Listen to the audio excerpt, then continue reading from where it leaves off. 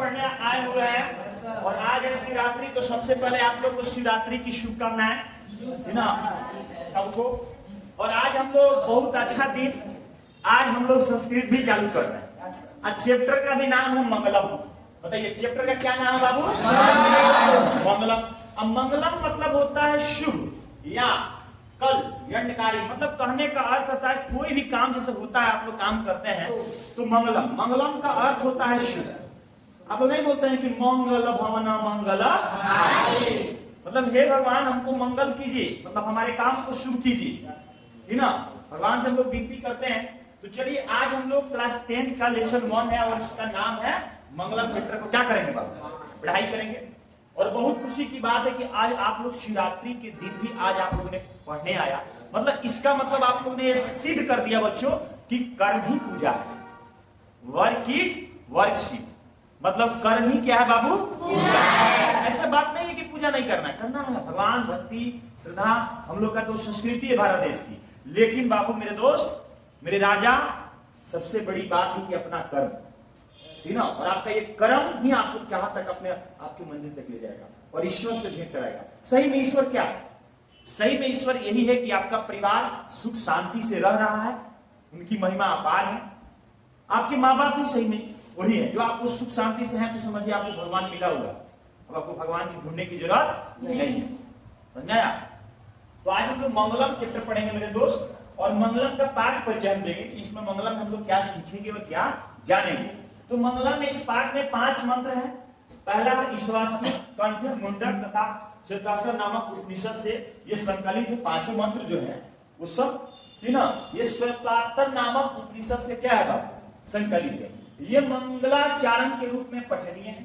वैदिक साहित्य में शुद्ध आध्यात्मिक ग्रंथों के रूप में उपनिषद का महत्व है। इन्हें पढ़ने से परम सत्य, मतलब ये मंत्र को 5 मंत्र को पढ़ने से है ना, पढ़ने से परम सत्य मतलब मुख्य शक्ति अर्थात ईश्वर के प्रति आदर पूर्ण आस्था या विश्वास उत्पन्न होती है। मतलब ये अगर मंत्र हम लोग पढ़ते हैं बाबू, शादी ब्याह कोई भी चीज होता है ना बाबू, तो हम लोग क्या पढ़ते हैं? मंत्र पढ़ते हैं। उस मंत्र से ही बाबू देखिए ये परम सत्य मिलता है, मुख्य शक्ति मिलता है, अर्थात ईश्वर की क्या होती है?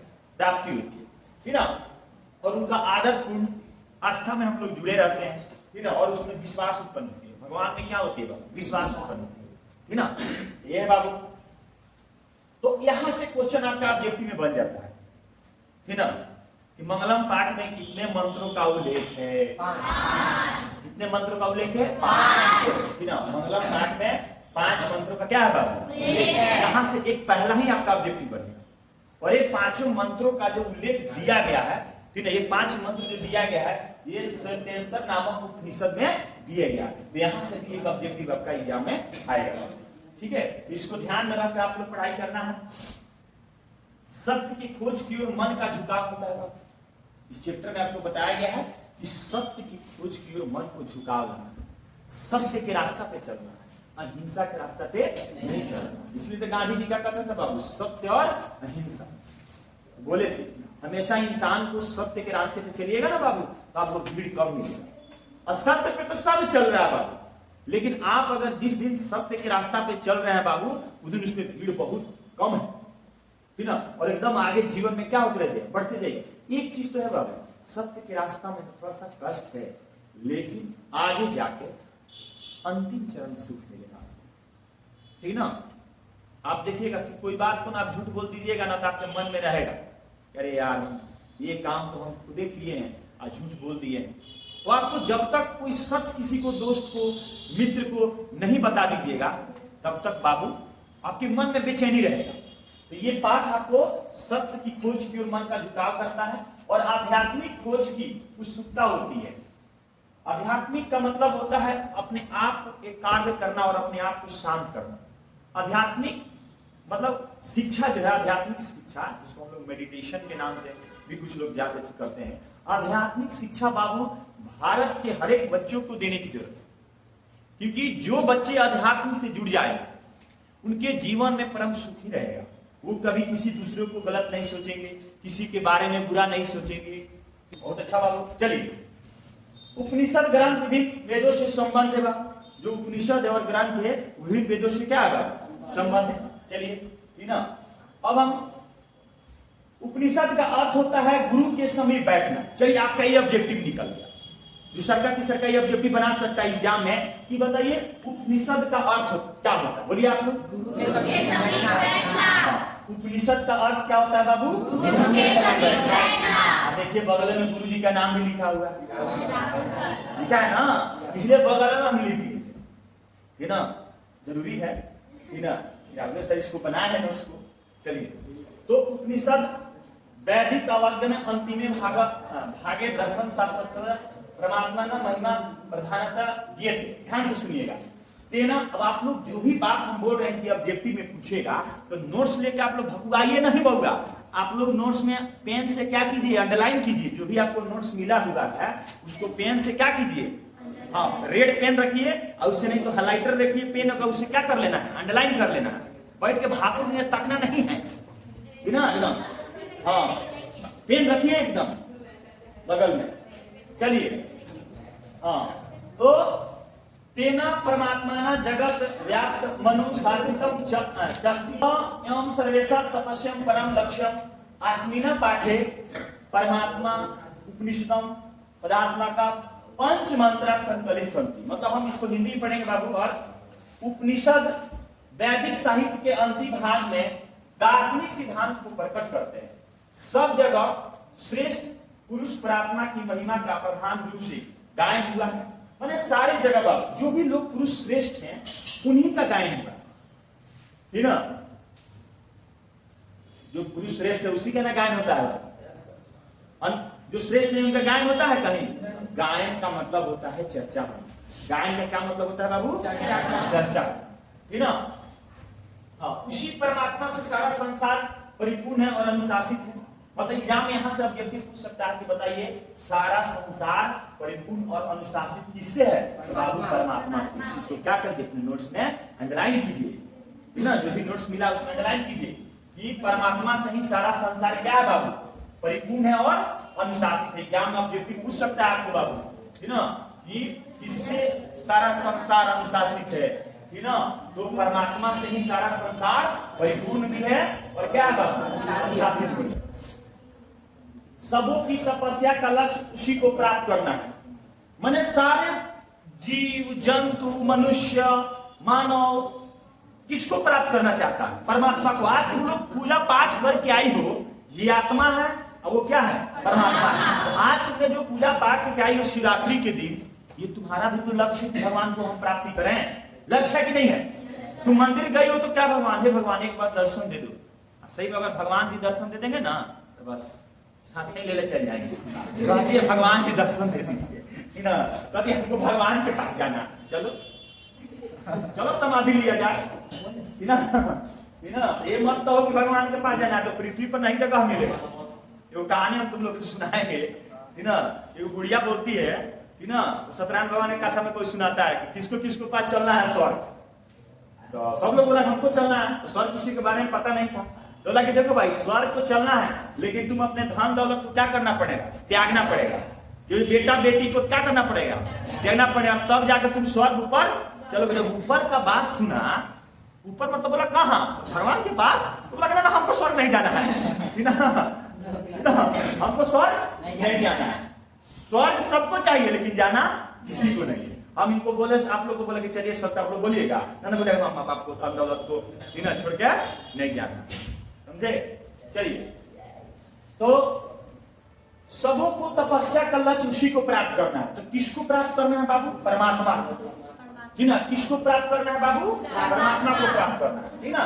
इस पाठ में उस परमात्मा की प्राप्ति हेतु उपनिषद के 5 मंत्र श्लोक के रूप में संकलित है। मतलब कहने का अर्थ यह है कि इस पाठ में उपनिषद के रूप में है ना, उपनिषद के 5 मंत्र श्लोक के रूप में क्या है संकलित है। उसी 5 मंत्र के बारे में हम लोग पढ़ाई करेंगे है ना। ये 5 मंत्र कौन है? समझे बाबू? चलिए तो अब हम पढ़ते हैं। ध्यान से दीजिएगा, यहां से ले लो, ध्यान दीजिएगा।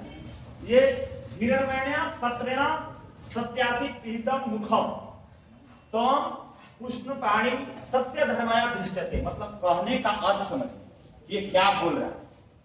हे प्रभु, सत्य का मुख सोने जैसा आवरण से ढका हुआ है। यहाँ सब जब पूछेगा कि बताइए कि सत्य का मुख किससे ढका हुआ है? किससे ढका हुआ बाबू? सोने जैसा आवरण से ढका हुआ है। यहाँ ऑब्जेक्टिव आपको पूछेगा कि सत्य का जो मुख है वो सोने जैसा आवरण से ढका हुआ है। सत्य धर्म की प्राप्ति के लिए उस आवरण को हटा दो। अगर तुम सत्य को प्राप्त करना चाहते हो, ठीक ना, तो इस आवरण को क्या करना पड़ेगा? हटाना पड़ेगा। मतलब कहने का अर्थ है कि सब लोग झूठे तो बोल रहे हैं, सत्य कोई बोल रहा है, इसका मतलब सत्य इंपॉर्टेंट है, सत्य महान है, सत्य महंगा है। सत्य महंगा है तभी तो उसको कोई नहीं खरीद रहा है ना। अगर सत्य सस्ता रहता तो सब कोई बोलता। बताइए, सत्य महंगा है तभी तो उसको कोई नहीं, मतलब सत्य को ढक दिया गया किससे? सोने के पात्र से। अगर आप उसको हटाना चाहते हैं, उस सोना के पात्र को क्या करना पड़ेगा? हाँ, ढाका जो है सोने के पात्र से, उसको हटा के तब सत्य बोलना पड़ेगा। अभी जो सबसे सस्ता झूठ है, कोई काम कीजिए बोल दीजिए ना हम ना किए, हम किए हैं, आप पकड़ा दिए खाना पता गलती से हो गया बता रहे। देखिए चोरवन पकड़ाता है ना तो कुछ नहीं बोलता है, चोरवन पकड़ाता है ना तो पूछा जाए क्या चोरी किया होगा, तो पैसा नहीं था तो चोरी करोगे, भगवान हाथ करना दिले हैं, तो बोले दिले हैं, लेकिन ये शॉर्टकट रास्ता है ना एक ही दिन में अमीर बन जाने का, ठीक ना। कितना लड़कों ने बाबू लट लगैले ड्रीम 11 का, और ड्रीम 11 वाला बाबू ने जाके देखे मुंबई में 100 करोड़ के जाके बंगला खरीदा है, कई 100 लाख करोड़। सोचो, अब आपसे कितना रहता? 50 रुपया, 5 रुपया। लोग बोलता था कि हम 5 रुपये में क्या बन जाएंगे? करोड़पति। अब वही 5-5 रुपया लेके ड्रीम 11 के जो मेन एथी था फाउंडर, जाके करोड़ रुपया का संपत्ति खरीदा मुंबई में। बाबू कितना बंगला काट से काट, बताइए आपका 5-5 रुपया लेके सब बिजनेस से कर, ठीक ना। चलिए लइकन फिराक में एक बार हम ड्रीम 11 के सवाल बताएंगे, बैटिंग लगाएंगे, एक बार में करोड़पति हो जाएंगे। बस अब यहाँ में वाह फल्ला कुमार करोड़पति, ड्रीम 11 का मालिक बन गए। अच्छा ये बताओ, कोई भी शॉर्टकट पैसा कमाया है जी? मेहनत करना पड़ता है बाबू लक्ष्मी को प्राप्त करने के लिए। चलो हाँ, प्रस्तुत अव्याख्या है। किसका व्याख्या? प्रस्तुत श्लोक। देखो अभी श्लोक कहां से लिया गया, श्लोक कहां से लिया गया, यहां से क्वेश्चन बना देगा एग्जाम में। तो प्रस्तुत श्लोक ईशावास्य उपनिषद से संकलित है। किस उपनिषद से संकलित है? ईशावास्य। अंडरलाइन करो चीज ना, ईशावास्य को अंडरलाइन करो, संकलित है। तथा मंगलम पाठ से उद्गृत है। इसमें सत्य के विषय में कहा गया, ठीक ना। इसमें किसके विषय में कहा गया है? सत्य के विषय में कहा गया है कि संसारिक मोह माया के कारण विद्वान भी उस सत्य की प्राप्ति नहीं कर पाते हैं, क्योंकि संसारिक चौकाचौंध में वह सत्य इस प्रकार ढक जाता है कि मनुष्य जीवन भर अनावश्यक भटकता रहता है। इसलिए ईश्वर से प्रार्थना की गई है कि हे प्रभु, उस माया से मन को हटा दो ताकि परम पिता परमेश्वर की प्राप्ति हो सके। चलिए तो हम लोगों ने अब हम पढ़ेंगे अगला बाब, ठीक ना।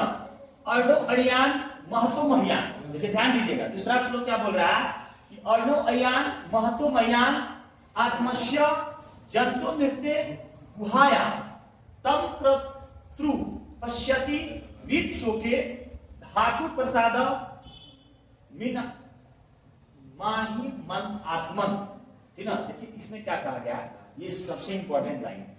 ये जो लाइन है बाबू सबसे इंपॉर्टेंट लाइन। देखिए इसमें बोला गया है, यहां से ऑब्जेक्टिव अपनी एग्जाम में पूछता है, एकदम ध्यान से बनाना है। पूछा कि मनुष्य के हृदय रूपी गुफा में अणु से भी छोटा और महान से महान क्या हो? आत्मा विद्यमान है। तो एग्जाम में ऑब्जेक्टिव में पूछेगा कि अणु से भी छोटा क्या है? आत्मा। क्या है बाबू? आत्मा। अब मनुष्य कहाँ छुपा हुआ है? हृदय में छुपा हुआ है। कहाँ छुपा हुआ है बाबू? तो अणु से भी छोटा क्या है बाबू? आत्मा। महान से भी महान क्या है? आत्मा। ये दोनों क्वेश्चन आपके एग्जाम में आता है। अणु से भी छोटा क्या है? आत्मा। महान से महान क्या है? आत्मा। ठीक ना। विद्वान शोक रहित होकर उस श्रेष्ठ परमात्मा को देखता है बाबू। यही आत्मा जो है हमारे हृदय में, जो अणु से भी छोटा है, वो शोक रहित मतलब चिंतित होकर बाबू आराम से उस परमात्मा को देखता है। कभी कभी दुखित होकर भी परमात्मा को देखता है। मेरे राजा ऐसे लोग भगवान को याद नहीं करेगा।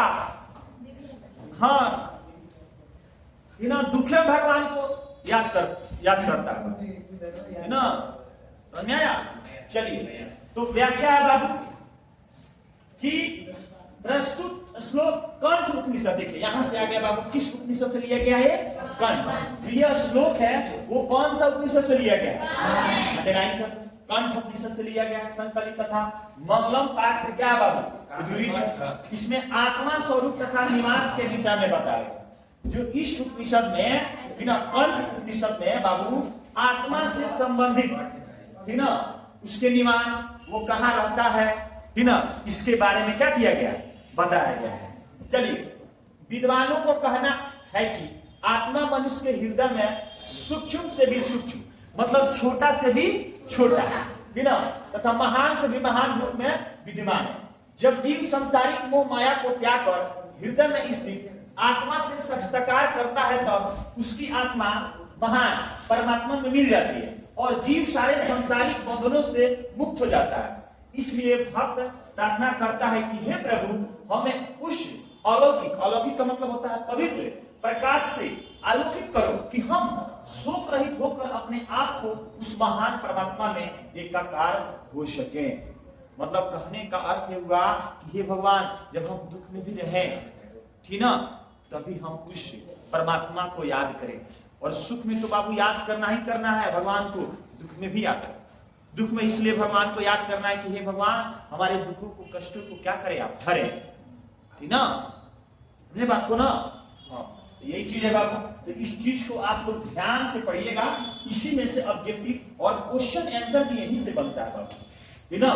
पूछेगा बताइए आत्मा के निवास के बारे में किस उपनिषद में बताएगा? तो कंठ उपनिषद, ठीक ना, मनुष्य संकलित है बाबू, उसी से लिया गया। चलिए आगे, सत्यमेव जयते नामृतम सत्येन पंथा विताते देवायानम येन कर्मांतेषु हक्त कामा यत्र तथा सतस्य परम निधान। मतलब कहने का अर्थ ये हुआ बाबू कि सत्य की ही जीत होती है। किसकी जीत होती है बाबू? किसकी जीत होती है? सत्य की जीत होती है, झूठ की नहीं। झूठ की नहीं, सत्य से ही देवलोक का रास्ता प्राप्त होता है। सत्य से ही किस लोक का प्राप्त होता है बाबू? देवलोक का रास्ता प्राप्त होता है। ऋषि लोग देवलोक को प्राप्त करने के लिए उस सत्य को प्राप्त करते हैं जहां सत्य का क्या है? भंडार, ठीक ना? व्याख्या प्रस्तुत श्लोक मुंडक उपनिषद से संकलित है। जो अभी हम लोग पढ़े बाबू ये किस उपनिषद से संकलित है? सत्यमेव जयते का जो व्याख्या किया गया है बाबू, ये बहुत बार क्वेश्चन पूछ चुका है। किस उपनिषद में व्याख्या किया गया? मुंडको उपनिषद। एग्जाम में क्या मारिएगा बाबू? सत्यमेव जयते का बिना जो संकलित है किस उपनिषद से संकलित है? तो मुंडको उपनिषद से संकलित है। किससे संकलित है? मुंडको उपनिषद से संकलित है, ठीक है। मंगलम पाठ से आपको पता ही है कि चैप्टर हम लोग मंगलम पढ़ रहे हैं। इसमें सत्य के महत्व पर क्या किया गया बाबू? प्रकाश डाला गया। इसमें सत्य के महत्व का किया गया है? प्रकाश डाला गया। देखिए, ऋषियों का संदेश है कि संसार में सत्य की ही जीत होती है और सत्य या झूठ की नहीं। मतलब इससे यह मतलब तात्पर्य है कि ईश्वर की प्राप्ति सत्य की आराधना से होती है, न कि सांसारिक विषय वासनाओं में डूबे रहने से होती है। संसार माया है तथा ईश्वर सत्य है। संसार क्या है बाबू? माया है और ईश्वर क्या है? सत्य है। चलिए ध्यान दीजिए। तो मेरे कहने का मतलब यह है बाबू कि ऋषियों का संदेश यह है कि संसार में सत्य की क्या होती है? जीत होती है। असत्य झूठ की नहीं। जीत किसकी होगा? असत्य की होगा, झूठ की होगा ना। ना, झूठ जो बोला वो फंसेगा बाबू, ठीक ना। तात्पर्य यह है कि ईश्वर की प्राप्ति सत्य की आराधना से होती है, न कि सांसारिक विषय वासनाओं में डूबे रहने से होती है। संसार माया है। एग्जाम में क्वेश्चन पूछेगा इसमें से क्या माया? संसार माया है तथा ईश्वर सत्य है। अतः जीव जब तक उस सत्य मार्ग को अनुसरण नहीं करता है तब तक वह सांसारिक मोह माया में जकड़ा रहता है। इसलिए उस सत्य की प्राप्ति के लिए जीव को सांसारिक मोह माया से दूर रहने वाला भाव से कर्म करना चाहिए, क्योंकि सिर्फ ईश्वर ही सत्य है। इसके आंतरिक सब कुछ क्या है बाबू? असत्य है। सिर्फ ईश्वर ही क्या है? सत्य है, बाकी सब असत्य है, ठीक ना। आप लोग नहीं सुने हैं? सत्यम शिवम सुंदरम। जो सत्य है वही क्या है? शिव है। जो वही शिव, जो शिव है वही क्या है? सुंदर। इसलिए कहा गया सत्यम शिवम सुंदर। इस चीज को समझे आप लोग? आज तक खाली बोलते हैं सत्यम शिवम सुंदरम। मतलब कहने का अर्थ है जो सत्य है वही शिव है, और जो शिव है वो क्या है? सुंदर है। तो इसलिए कहा गया है कि सत्यम शिवम सुंदरम। समझ में आया? हाँ बाबा। अब देखिए, याथा मतलब जैसे होता है। याथा मतलब क्या होता है? जैसे। यथा नधा मतलब नदी। से अदमाना समुद्रे अस्ता गच्छन्ति नाम रूपे व्याया, मतलब कहने का अर्थ है तथा विद्वाने नाम रूपादम विमुक्तम विमुक्तः परम परम पुरुष मुपैति दिव्यम, मतलब कहने का अर्थ है कि जिस प्रकार नदियां बहती हुई अपने नाम और रूप को त्याग कर समुद्र में मिल जाती है, उसी प्रकार विद्वान अपने नाम और रूप को त्याग कर परम पिता परमेश्वर को क्या करते हैं बाबू? प्राप्ति करते हैं। कोई भी नदी है बाबू, उस समुद्र में गिरती है तो क्या नदी में समुद्र गिरती है तो उसका नाम रहता है बाबू, उसका पानी भी अब क्या हो जाता है? समुद्र में मिल जाता है, वो भी क्या कहलाता है? समुद्र ही कहलाता है, ठीक ना? तो ठीक उसी प्रकार कितना भी बड़ा क्यों नहीं धनिक मानिक विद्वान क्यों ना हो बाबू, जब ईश्वर को प्राप्ति करता है ना बाबू, तो अपने नाम ओम सब को क्या कर जाता है? वो भूल जाता है, कोई उसका नाम ओम याद नहीं रहता। देखते हो कितना उसमें बाबा है, किसी बाबा को क्या पता है कौन ढोंगी बाबा कौन कौन बनल है सब, है ना? बाबा लोग, बाबा जो महान होते हैं, जो श्रेष्ठ बाबा लोग होते हैं, उनके सब नाम ओम रूप के एकदम, उन्हें जटाधारी बाबा कहा जाता है, कौन पिपरवा बाबा, तो कौन बाबा, सब नाम से प्रसिद्ध हो जाता है बाबा, है ना? तो बाबा लोग का ही कथन। चलिए, और इस जो व्याख्या किया गया है, ये जो व्याख्या किया गया मेरे दोस्त, ये इस चीज जो ये व्याख्या किया गया है, ये प्रस्तुत श्लोक मुंडका से संकलित है तथा मंगलम पाठ से उद्धृत है। इसमें जीव और आत्मा के बीच संबंध का विवेचना किया गया है ना? इसमें जीव और आत्मा के बारे में, संबंध के बारे में विवेचना किया गया। ऋषियों का कहना यह है कि जिस प्रकार बहती हुई नदियां समुद्र में मिल जाती है, उसी प्रकार विद्वान ईश्वर के अलौकिक मतलब पवित्र प्रकाश में मिलकर जीव योनि से मुक्त हो जाता है। जीव तभी तक माया जाल में लिपटता रहता है जब तक उसे आत्मज्ञान नहीं होता। आत्मज्ञान होते ही जीव मुक्ति पा जाता है।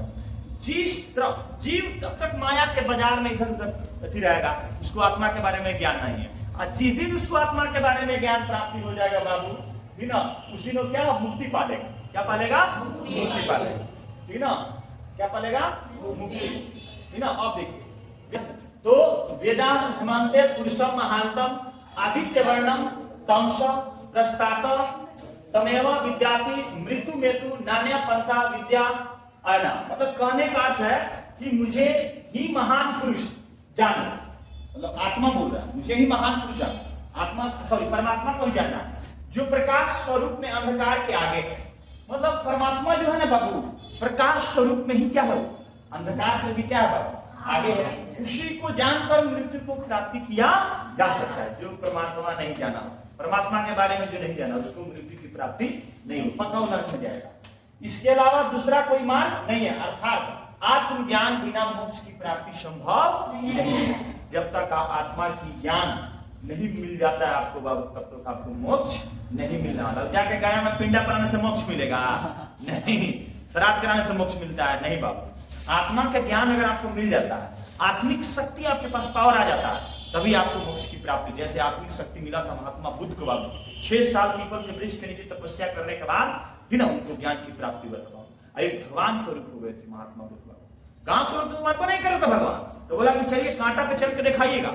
शीशा फोड़ दिया कांटा बाबू, वो पटरा होता ना, उसमें बड़ा बड़ा कील गाड़ दिया ऐसे, और उसमें बोला महात्मा बुद्ध को चलने के लिए। महात्मा बुद्ध चले, उनको ज्ञान था बाबू, वो दुखों से डरते थे। जिसको आत्मिक ज्ञान हो जाएगा वो दुख से डरेगा कभी नहीं डरेगा, ठीक ना? और उसमें चले ना बाबू, जैसे पैर करते थे पच एकदम पूरा हल जाता था पैर में, और जैसे पैर उठाते थे बाबू पूरा सब खत्म।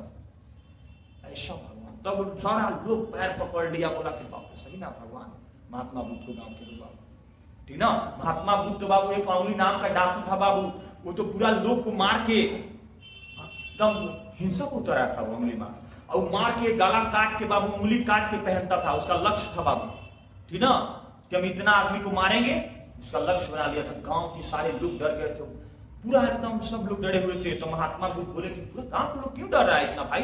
तो कोई गांव का आदमी बताया कि ऐसे ऐसे कांड हुआ है, डाकू आया है, लोगों को मार रहा है। महात्मा बुद्ध गए तो दूर से ही बोला रुको, तो महात्मा बुद्ध और उसके पास जाने लगे। डर गए बाबू, अरे सब जीव हमको देख के, अंगुली मार डाकू को देख के भागता है, ये कौन जीव है कि मेरे तो नहीं पा रहा? वो भी डर गया, जो महात्मा बुद्ध के समीप आते हैं तो पूछते हैं कि मेरा एक काम कर दोगे?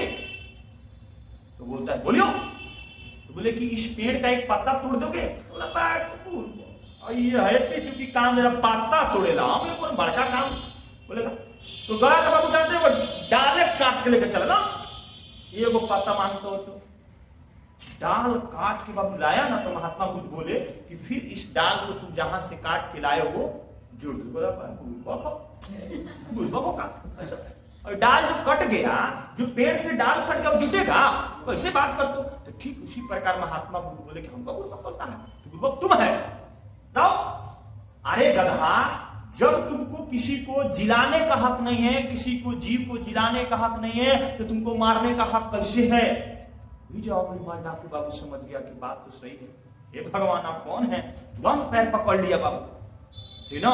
लेकिन हे भगवान गलती हो गया, बात सही है गलत बताओ तुम लोग। किसी को जिलाने का हक नहीं तो मारने का हक है जी। तो वही पे बाबू क्या किया, वो बोला कि पाप जो किए हैं प्रायश्चित कैसे होगा?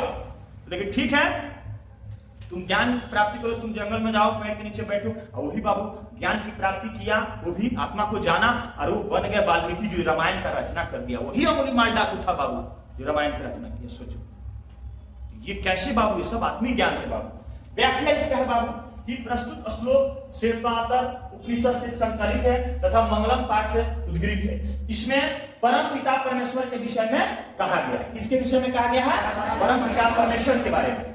ऋषियों का मानना है कि ईश्वर ही प्रकाश का पुंज है बाबू। एग्जाम में क्वेश्चन पूछ सकता है कि बताओ प्रकाश का पुंज कौन है? ऋषियों का मानना क्या था? तो ईश्वर ही प्रकाश का क्या है? पुंज है। पुंज का मतलब स्रोत, पुंज का मतलब स्रोत होता है। उन्हीं के भाव दर्शन से सारा संसार आलोकित होता है, मतलब उनके दर्शन से ही पूरा संसार प्रकाशमय होता है। क्या होता है बाबू? प्रकाशमय होता है। ज्ञानी लोग उस ईश्वर को जानकर सांसारिक विषय वासनाओं से मुक्ति पाते हैं। जो भी ज्ञानी लोग हैं बाबू, उस परमात्मा को बारे में जानकर, उस ईश्वर के बारे में जानकर, इस ज्ञान से मतलब इससे सांसारिक वासना मतलब सांसारिक दुखों से, सांसारिक मोह से, माया है, ये सब क्या है जो तुम सारा धन दौलत ये सब क्या है? माया है। माया के जाल में हर एक इंसान फंसा गया कि हम इतना पैसा कमाएंगे तो गाड़ी खरीदेंगे, बंगला खरीदेंगे, एक खरीदेंगे, अब 50 साल के बाद छिया के मरिए जाएगा। आखिर का हुआ तो जो है, जो मिला है उसी में खुश रहो, ठीक ना? और एकदम गाते रहो, गुनगुनाते रहो। कोई मोह माया में बाबू फंसना नहीं है। वो मेरा है, वो तेरा है, वो किसका है, वो उसका है, और किसी का नहीं तो चुरा के खा लिए मेरा है। नहीं नहीं, ये सब काम नहीं करना, दूसरा का धन दौलत नाम लालच नहीं करना। आजकल तो बहुत अच्छे बात, खाली मोबाइल के नहीं गिर जाए, टपाक से न धलेगा, स्विच ऑफ करेगा, खोजते रहिए आप, ठीक ना? दूसरे का सामान चुरा में एक नंबर आगे है सब, ठीक ना बाबू? हाँ, ये सब नहीं, दूसरे के सामान को छूना नहीं है, वो आपका नहीं है। जो उसको कमाया है वो उसी का है, ठीक ना? जानकर संसारिक विषय वासनाओं से मुक्ति पाते हैं, इसके अलावा दूसरा कोई रास्ता नहीं है। तो चलिए यहीं पे आपका समाप्त होता है संस्कृत। इसको 2 बार 3 बार पढ़िएगा बाबू। और देखिए उजाला कोचिंग सेंटर में जिन छात्रों को नामांकन कराना है, खूब बढ़िया से मैट्रिक की तैयारी करना है, 10th की तैयारी करना है, वो आए। विषय सारी विषयों की तैयारी चल रही है एकदम नोट्स के साथ बाबू, एकदम, ठीक ना? देखिए आपको नोट्स भी हम दिखा देते हैं, ठीक ना? देखिए सारा चीज नोट्स मिला हुआ है। देखिए पता, देखिए कितना अच्छा नोट्स मिला हुआ है। ये नोट्स भी मिल रहा है ना? हाँ, इसको YouTube पर भी अपलोड कर दिया जाएगा, फ्री में नोट्स मिलेगा आप लोगों को, ठीक ना? सारा देखिए ये आपका मतलब इसी का सॉल्यूशन का नोट्स है, ठीक ना? और ये इसका ऑब्जेक्टिव है, देखिए ऑब्जेक्टिव भी मिल रहा है, ठीक ना? और ये ऑब्जेक्टिव है, देखिए इतना ऑब्जेक्टिव है, और क्वेश्चन आंसर भी है। देखिए ये क्वेश्चन आंसर भी मिल रहा है, ठीक ना? देखिए हम आपको दिखाते हैं क्वेश्चन आंसर भी, देखिए कितना अच्छा से सब सुंदर सुंदर नोट्स बना है। बच्चा लोग को दिया, सबको मिला। बोलो बाबू सबको नोट्स मिला ना? देखिए कितना आवाज आ रहा है बच्चा लोग को, और सब नोट्स मिल रहा है। तो जिन छात्राओं को अनीसाबाद एरिया में, ना इधर ब्रह्मपुर एरिया में, बेउर एरिया में जिन छात्रों को मैट्रिक की अच्छा से तैयारी करना है, ठीक ना? वो छात्र उजाला कोचिंग सेंटर बेउर मोड़ के पास आए और सबसे सस्ता में एजुकेशन को पाए। सबसे सस्ता आए, सारा विषय की तैयारी करें, A to Z सब सब्जेक्ट का एकदम सस्ता सुविधा में, ठीक है? चलिए दोस्तों, एक अपने वाणी को विराम करते हैं। जय हिंद, जय भारत।